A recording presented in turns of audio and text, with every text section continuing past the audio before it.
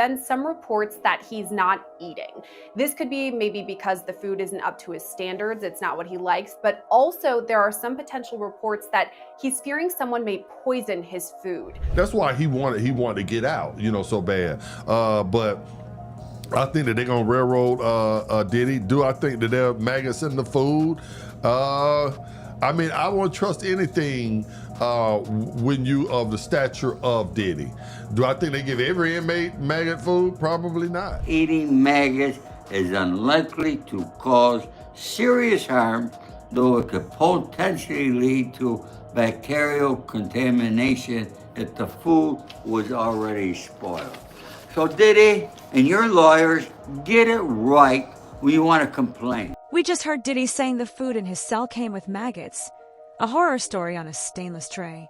On the surface, it's prison neglect, gross and headline ready. But people close to the story are whispering a darker possibility. This might not be accidental. Diddy has been a magnet for controversy lately. High-profile raids, lawsuits, accusations, and an empire under pressure. To casual observers, it's another shocking prison anecdote. To the plugged-in, it smells like orchestration. The question isn't merely what was plated. It's who benefits from the spectacle, who wanted him weakened, and whether someone is trying to engineer a calamity that can be passed off as bad food. Comments online are already invoking historical conspiracies, name-checking Epstein-style theories about elites silencing threats in ways that look like misfortune. That's extreme, maybe, but when power, money, and reputation collide, nothing should be dismissed outright. Is this just filthy kitchen staff and rotten supply chains, or the first bite in a slow-motion attempt to remove a lightning rod? Either way, watch the cooks, the custodians, the visitors, and the timeline seriously, because the smallest detail could change the whole story. You understand what I'm saying? So can I believe that they were giving Brian Nichols and poison in his food and giving him maggots and stuff in the food, and he was always sick and he wouldn't eat me and he went on a hunger strike? Of course I can. Especially if I'm one of the deputies or something and you don't came in here and killed one of my family members and I gotta feed your black ass. You know what I'm saying? You're gonna get whatever I give you, player. You know what I'm saying? I'm telling what's gonna be up in the food. So I don't know who is serving Diddy. The people that are serving Diddy, are they, they love the women. They pro-women. Let's keep it real. What the official story serves up and what the block's whispering don't even live on the same planet. On paper, Brooklyn's lockup plays it cool. Old building, underfunded kitchen, a couple hygiene lapses, shrug it off. That's jail food. That's the public spin. They package it like another inmate griping about slop. The same gray chicken patties sliding across trays for decades, this time with a little extra protein. You feel me, but the street read is different. Nah, this louder than the kitchen fans. People aren't buying the oops. A maggot slipped in line. They say this smells like a setup. Epstein deja vu is already in the chat. Elites handling Diddy the quiet way. No shanks, no prison brawl, just poison on a plate. Kill him soft, so it plays as a freak accident. Not a hit, let's be honest. A billionaire tangled up in raids and receipts that could topple careers. If he opens his mouth, he could scorch more than himself. So yeah, watch the narrative, watch who benefits, and don't let the smell of rotten meat distract you from who stands to gain. Stay woke. Those rumors you are hearing about maggots being in the food at MDC Brooklyn are all lies. Now peep the game. Who really benefits if we swallow the dirty kitchen story? The system. It shrinks Diddy into just another inmate moaning about slop, erasing the idea that someone might be trying to silence him before subpoenas start stacking. That narrative makes the media comfortable. Sanitation headline, no deeper digging. Flip the script. Who gains if the block treats this as a setup? Diddy and his people. Suddenly, he isn't a fallen mogul whining in the commissary. He's a target. Sympathy rises, lenses focus, and questions shift from why was he complaining to who tried to shut him up. Survival points and public sympathy stack up, changing the calculus around his case and any dirt he might hold. So we're left with two plates of the same lunch. One labeled bad prison food that preserves the status quo, the other labeled deliberate sabotage that forces scrutiny on custodians, visitors, and who benefits from his silence. The messy truth probably lives somewhere between the moldy bread and the block whispers, but don't let the official menu be the only thing you taste. Stay sharp, Watch receipts and trust instincts every time. The FDA has legal limits. The FDA allows some insects, including maggots, in certain foods, like drained mushroom. Eating maggots, while it's not ideal, accidentally eating maggots is unlikely to cause serious harm, though it could potentially lead to bacterial contamination if the food was already spoiled. So Diddy and your lawyers, get it right when you want to complain. If you want the full picture, you have to connect the dots from way back to now. This wasn't a one-off. That maggot on a tray drama reads like another verse in a long, ugly song that's been looping for years. Don't act surprised. Puff's name has been in whispers since the 90s, when Bad Boy ruled the airwaves. Back then there were rumors about shady contracts, parties that crossed lines, and freak-offs that had young artists signing more than music deals. People laughed it off. That's just Puff being Puff. But history has a way of repeating itself when power and secrecy mix. Fast forward through raids, lawsuits, and associates suddenly telling stories they kept quiet for decades, and the pattern looks less like rumor and more like an orchestrated rhythm. Take Kim Porter in 2018. The official line said pneumonia, neat, clinical, no loose ends. The Block, though, said she was gearing up to speak, that she had receipts that could crack open reputations. Then she was gone. The timing felt too tidy, too convenient, like someone smoothed the narrative before questions even formed. That memory makes folks suspicious now that Epstein's case in 2019 made a lot of people stop treating coincidences as coincidences. Heavy custody, intense scrutiny, then an ending wrapped in unexplained technical failures and convenient absences. That movie stuck with people because the public explanation didn't line up with the facts the audience could see. So when another heavyweight gets caught in a strange chain of events, sudden health scares, clean-cut official statements, timelines that favor neat closure, the instinct is to look for a playbook instead of an accident.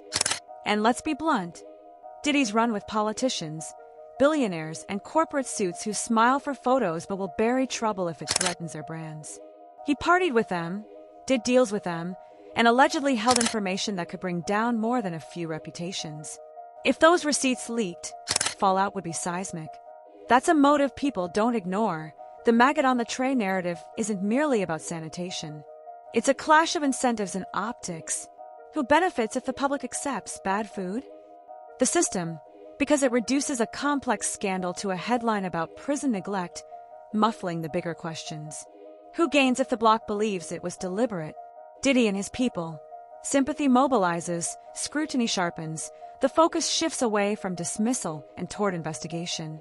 The truth probably sits somewhere between moldy bread and the whispers outside cell walls, messy, inconvenient, and half-buried in plausible explanations. When stakes are that high, tidy stories are rarely neutral, they're tools.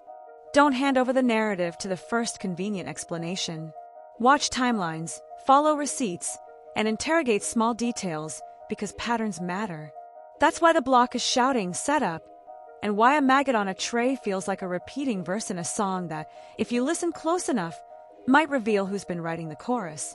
Stay alert, demand the receipts. So what happened with Diddy? I think what happened with Diddy is Diddy had a bunch of very incriminating tapes. I think, Epstein light. And I think they arrested him to round it all up. All the data. I think they did it to get all the data away from Diddy because he was being sued in civil court. And the guilty party said, we got to get it out of there before the civil court gets it. And so they arrest Diddy. What'd they just convict him of? Nothing. They could have put him away for 20 years based on what he did to Justin Bieber. All right, let me play both sides for a minute, because that's where the real tea always boils over. On one hand, people swear Diddy's the victim now. Bro, he knows too much, they say, and that elites will clip him before he ever reaches a courtroom mic. That theory sounds juicy and it fits the street logic. Powerful people protecting power by any means necessary. It's easy to picture a quiet, deniable tactic that looks like accident and smells like cover-up, but flip it. Isn't it also possible Diddy is finally catching his own karma wave? He's been a boogeyman in hip-hop for years, accused of pressuring artists into shady deals, running parties that blurred lines, and moving in ways that left people hurt and quiet. Some point to Kim Porter and other tragedies and whisper that patterns exist. If those whispers are true, then maybe he's facing a version of the same machinery he allegedly used on others. That's the devil's advocate. Maybe the man who once wielded power is now being forced to answer for it. There's also the mundane reality. Prisons are filthy, supplies rot, and negligence happens daily. Regular people get sick from the same trays, but they don't have headline writers or legal teams spinning conspiracy. The bad kitchen explanation is boring but plausible, a systemic failure rather than a targeted hit. Now consider a third angle. What if Diddy leans into the victim narrative himself? Reframing jail time as martyrdom, they're trying to silence me, could be a calculated PR move. If the public buys it, sympathy shifts, scrutiny reorders, and his image changes from alleged predator to embattled survivor. That rebrand would be powerful, especially if the guy has lawyers and storytellers working for him, but the stakes make the risk plain. If the worst is true and harm is intentional, no narrative can save a life. One tainted plate, one medical error, and there are no second chances. So where do we land? Diddy sits at the intersection of karma, conspiracy, and strategy. He could be culpable in past abuses and still be targeted now. He could be spinning a comeback or genuinely endangered. The truth probably lives somewhere between these versions. Until receipts surface and investigators report fully, treat every neat official line with skepticism until receipts appear. They're not getting any Michelin-starred or gourmet food in prison. So you got to think, on a practical standpoint, a realistic standpoint, Diddy's probably used to really good food and the best food that money could buy. You know, of course, he had the resources for that. So it could be that the food is just so reprehensible to him and he's not, you know, he doesn't have a taste for it, that he's not eating because of that. Or it could be a genuine fear that he has that someone may be out to get him, and then he doesn't want to take that. Here we are at the end of the plate, and it's ugly no matter how you chew it. Diddy sits in a Brooklyn cell complaining about maggots in the food, but the real story isn't what's crawling across his tray. It's what's crawling across his legacy. On paper, he was supposed to be untouchable, an empire built off bad boy hits, a lifestyle brand, presidential photo ops, self-crowned brother love. But love doesn't matter when the feds knock. Instead of polishing Grammys, he's arguing about rotten lunch meat. That's the public spin. Another superstar crashed, no bigger than the average inmate. The streets hold a different view.